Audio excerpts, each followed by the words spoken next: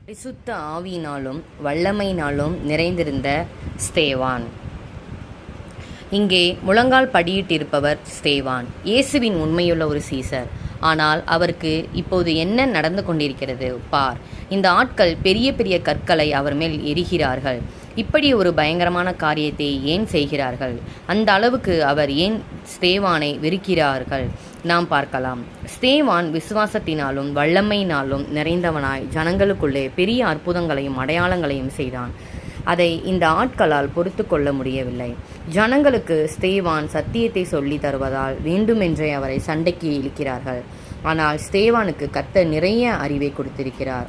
அவன் பேசின ஞானத்தையும் ஆவியையும் எதிர்த்து நிற்க அவர்களால் கூடாமல் போயிற்று.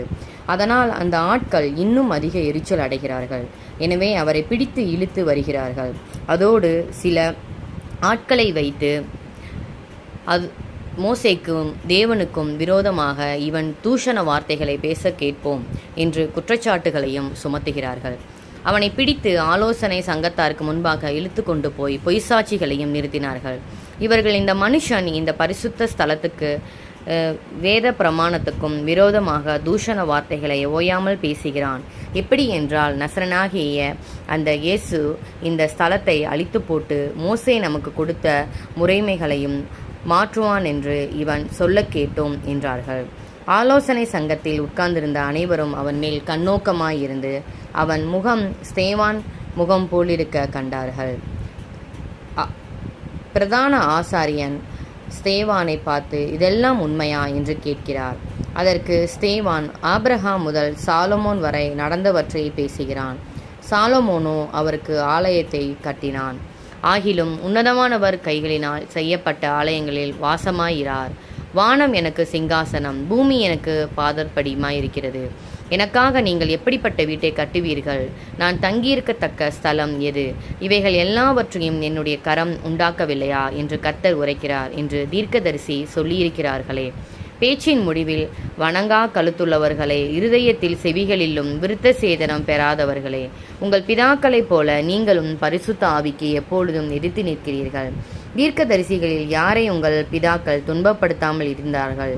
நீதிபரருடைய வருகையை முன்னறிவித்தவர்களையும் அவர்கள் கொலை செய்தார். இப்பொழுது நீங்கள் அவருக்கு துரோகிகளும் அவரை கொலை செய்த பாதகருமாயிருக்கிறீர்கள். தேவதூதரை கொண்டு நீங்கள் நியாய பிரமாணத்தை பெற்றிருந்தும் அதை கை கொள்ளாமல் போனீர்கள் என்று சொல்கிறார். இதை கேட்டதும் அவர்களுக்கு வந்ததே கோபம். நரநரவென்று தங்கள் பற்களை கடிக்கிறார்கள். அப்பொழுது ஸ்தேவான் பரிசுத்த ஆவியினால் நிறைந்தவனாய் வானத்தை அண்ணாந்து பார்த்து தேவனுடைய மகிமையும் தேவனுடைய வலது பாரிசத்தில் இயேசு நிற்கிறதையும் கண்டு, அதோ வானங்கள் திறந்திருக்கிறதையும் மனுஷகுமாரன் தேவனுடைய வலது பாரிசத்தில் நிற்கிறதையும் காண்கிறேன் என்று சொல்கிறான். உடனே அந்த ஆட்கள் தங்கள் காதுகளை பொத்திக் கொள்கிறார்கள். பிறகு பாய்ந்து சென்று ஸ்தேவானை நகரத்திற்கு வெளியே இழுத்து கொண்டு போகிறார்கள்.